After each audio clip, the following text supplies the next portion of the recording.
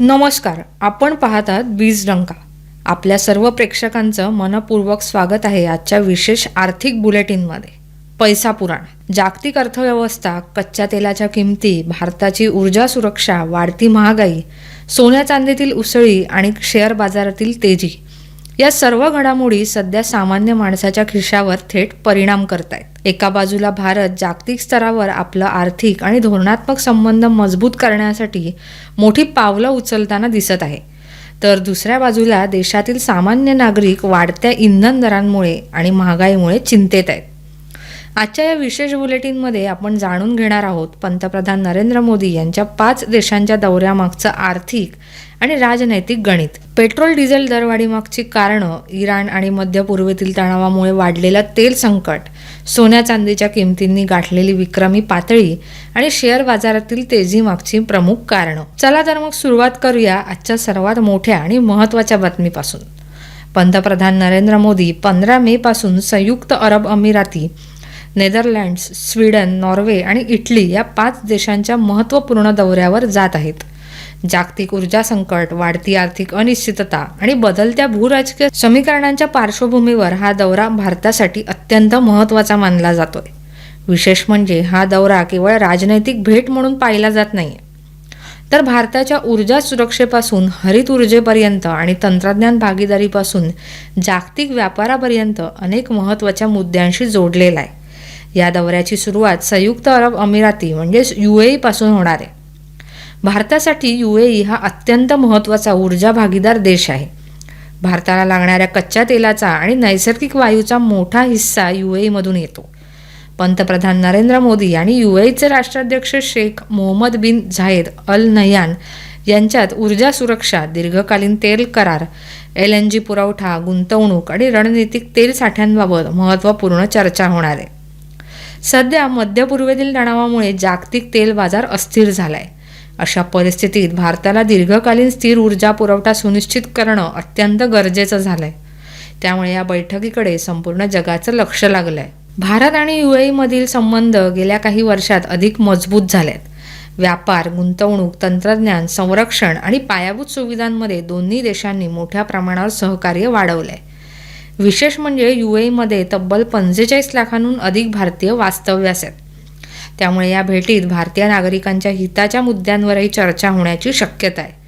याचबरोबर भारताला UAE कडून मोठ्या प्रमाणावर गुंतवणूक आकर्षित करण्याचाही प्रयत्न या भेटीत केला जाणार आहे. विशेषतः पायाभूत सुविधा, हरित ऊर्जा, बंदरं आणि लॉजिस्टिक्स क्षेत्रात गुंतवणुकीची मोठी संधी भारतासमोर आहे. दरम्यान ऊर्जा सुरक्षेसोबतच भारत आता हरित ऊर्जेवरही मोठा भर देताना दिसतोय आणि याच पार्श्वभूमीवर मोदींचा पुढचा दौरा असणार आहे नेदरलँड्समध्ये. नेदरलँड्स हा युरोपमधील तंत्रज्ञान आणि हरित विकासासाठी ओळखला जाणारा देश आहे. पंतप्रधान मोदींच्या या भेटीत हरित हायड्रोजन, सेमीकंडक्टर, जलव्यवस्थापन, स्मार्ट शेती आणि संरक्षण क्षेत्रातील सहकार्यावर विशेष भर दिला जाणार आहे. भारत सध्या सेमीकंडक्टर उत्पादन क्षेत्रात मोठी झेप घेण्याचा प्रयत्न करतोय. चीनवरील जागतिक अवलंबित्व कमी करण्यासाठी अनेक देश पर्यायी उत्पादन केंद्र शोधत आहेत. भारत त्यात महत्त्वाची भूमिका बजावू इच्छितो. नेदरलँड्समधील अत्याधुनिक तंत्रज्ञान आणि भारतातील मोठी बाजारपेठ यांचा फायदा दोन्ही देशांना होऊ शकतो. याशिवाय हवामान बदल आणि समुद्र पातळी वाढीच्या पार्श्वभूमीवर जलव्यवस्थापन क्षेत्रात नेदरलँड्सचे अनुभव भारतासाठी महत्त्वाचे ठरू शकतात. नेदरलँड्सनंतर पंतप्रधान मोदी स्वीडनला भेट देणार आहेत. स्वीडन हा तंत्रज्ञान, नवोपक्रम आणि शाश्वत विकासासाठी जगभरात प्रसिद्ध आहे. या भेटीत कृत्रिम बुद्धिमत्ता, हरित ऊर्जा, स्टार्टअप, डिजिटल अर्थव्यवस्था, हवामान बदल आणि संरक्षण सहकार्यावर चर्चा होणार आहे. भारत सध्या जगातील सर्वात वेगाने वाढणाऱ्या डिजिटल अर्थव्यवस्थांपैकी एक आहे. त्यामुळे स्वीडनसारख्या प्रगत देशांसोबत भागीदारी भारतासाठी अत्यंत फायदेशीर ठरू शकते. विशेषतः इलेक्ट्रिक वाहनं, बॅटरी तंत्रज्ञान, स्वच्छ ऊर्जा आणि 5G 6G तंत्रज्ञान क्षेत्रात दोन्ही देशांमध्ये सहकार्य वाढण्याची शक्यता आहे. आता पुढे या संपूर्ण दौऱ्यातील सर्वात चर्चेचा आणि महत्त्वाचा टप्पा मानला जातोय तो नॉर्वे दौरा. कारण तब्बल 43 वर्षांनंतर एखादा भारतीय पंतप्रधानांचा नॉर्वेला दौरा होणार आहे. या दौऱ्यात भारत नॉर्डिक परिषद आयोजित केली जाणार आहे. या परिषदेत नॉर्वे, स्वीडन, डेन्मार्क, फिनलँड आणि आइसलँडचे नेते सहभागी होणार आहेत. या बैठकीत स्वच्छ ऊर्जा, ब्ल्यू इकॉनॉमी, सागरी अर्थव्यवस्था, अक्षय ऊर्जा, मत्स्य व्यवसाय, आर्क्टिक संशोधन आणि हवामान बदल यासारख्या विषयांवर सविस्तर चर्चा होणार आहे. भारताला आता पारंपरिक ऊर्जा स्रोतांबरोबरच सौर, वारा आणि हरित हायड्रोजन यासारख्या पर्यायी ऊर्जेकडे मोठ्या प्रमाणावर वळायचं आहे. नॉर्डिक देश या क्षेत्रात जगात आघाडीवर आहेत. त्यामुळे भारत त्यांच्याकडून तंत्रज्ञान, गुंतवणूक आणि अनुभव मिळवण्याचा प्रयत्न करणार आहे. त्यानंतर मोदी इटली दौऱ्यावर जाणार आहेत.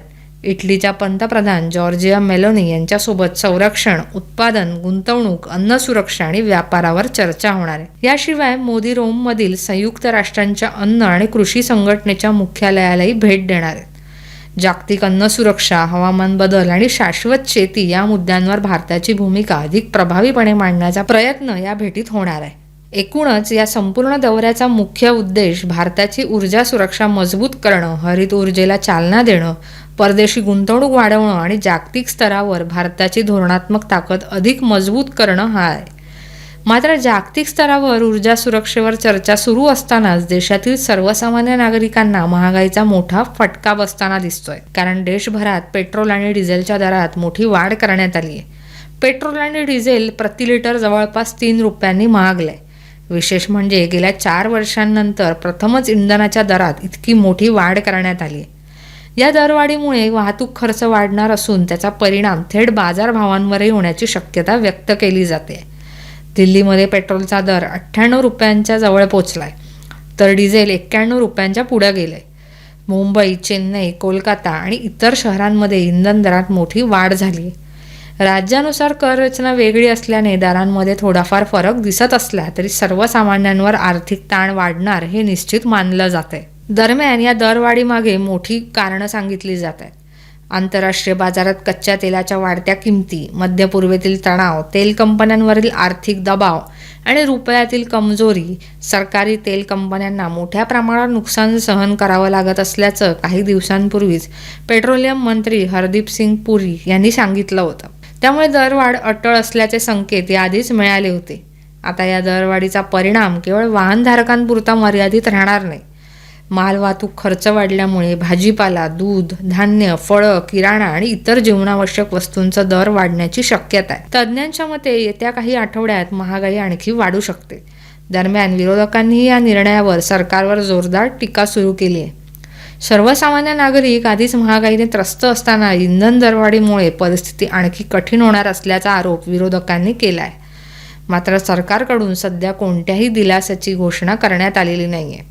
आणि या संपूर्ण संकटामागे सर्वात मोठं कारण मानलं जातंय मध्य पूर्वेतील वाढतं युद्ध सदृश्य वातावरण. इराणमधील तणाव आणि हॉर्मुझ सामुद्रधुनी परिसरातील परिस्थितीमुळे जागतिक तेल बाजारात मोठी खळबळ उडाली. ब्रेंट क्रूडची किंमत $105 प्रति बॅरलच्या वर गेली आहे, तर अमेरिकन WTI क्रूडनेही $101 स्तर पार केलाय. विशेष म्हणजे हॉर्मुझ सामुद्रधुनी हा जगातील सर्वात महत्त्वाचा तेल वाहतूक मार्ग मानला जातो. जगातील जवळपास 20% तेल पुरवठा या मार्गातून होतो. मात्र गेल्या काही दिवसात जहाजांवरील हल्ले, सुरक्षा धोक्यांमुळे आणि तणावामुळे या मार्गावरील वाहतूक प्रभावित झाली. त्यामुळे जागतिक बाजारात पुरवठ्याबाबत भीती निर्माण झाली.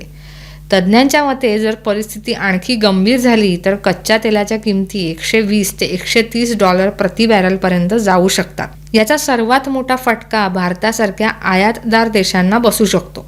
कारण भारत आपल्या गरजेपैकी मोठ्या प्रमाणात कच्चं तेल हे आयात करतो. तेल महागलं तर पेट्रोल, डिझेल, CNG, LPG सर्वच महाग होऊ शकतं. याशिवाय उद्योग, वाहतूक आणि उत्पादन खर्च वाढल्यामुळे महागाईचा दबाव आणखी वाढू शकतो.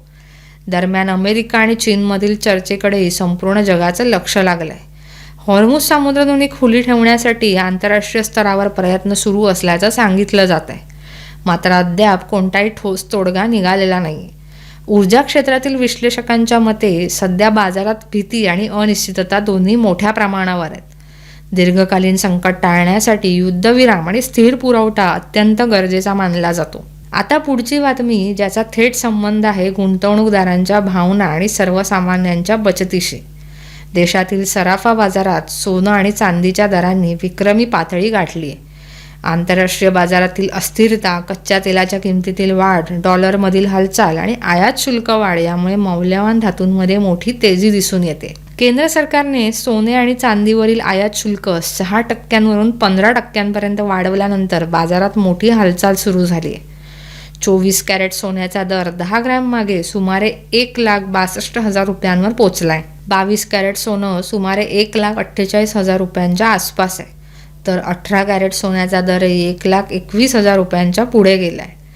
चांदीनेही मोठी झेप घेतली असून काही दिवसांपूर्वी एका दिवसात तब्बल 17,000 रुपयांची वाढ नोंदवली गेली होती.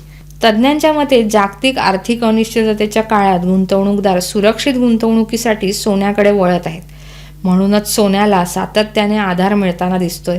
मात्र दुसऱ्या बाजूला वाढत्या किमतींमुळे सराफा बाजारातील ग्राहक संख्या कमी होते. मध्यमवर्गीय ग्राहकांनी सोन्याच्या खरेदीकडे पाठ फिरवण्यास सुरुवात केली. व्यापाऱ्यांच्या मते वाढीव शुल्क आणि उच्च दरांमुळे व्यवसायावर मोठा परिणाम होतोय.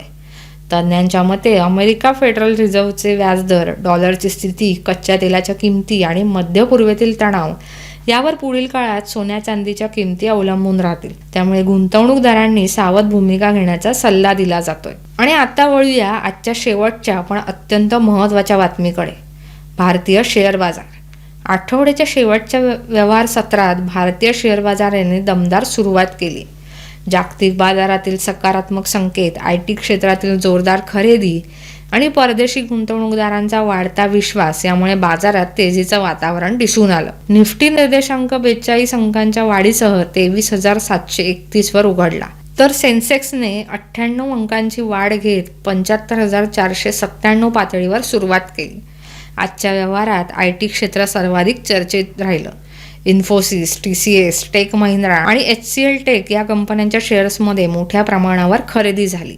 अमेरिकन आणि आशियाई बाजारातील सकारात्मक वातावरणाचा भारतीय IT कंपन्यांना फायदा झाल्याचं तज्ज्ञांचं मत आहे. टाटा मोटर्सचा शेअरही आज मोठ्या चर्चेत राहिला. कंपनीच्या मजबूत तिमाही निकालानंतर शेअरमध्ये जवळपास 7% वाढ झाली.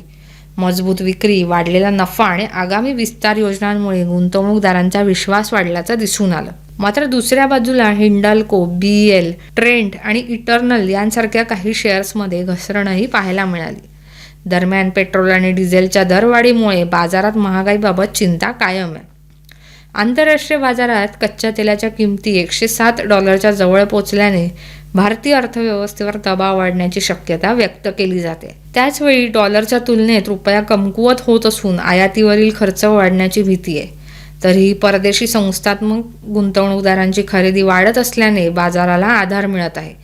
FII कडून सातत्याने गुंतवणूक होत असल्यामुळे गुंतवणूकदारांचा आत्मविश्वास टिकून आहे. तज्ज्ञांच्या मते जर निफ्टीने 23,800 ची पातळी पार केली तर पुढील काही दिवसात 24,100 पर्यंत जाऊ शकतो.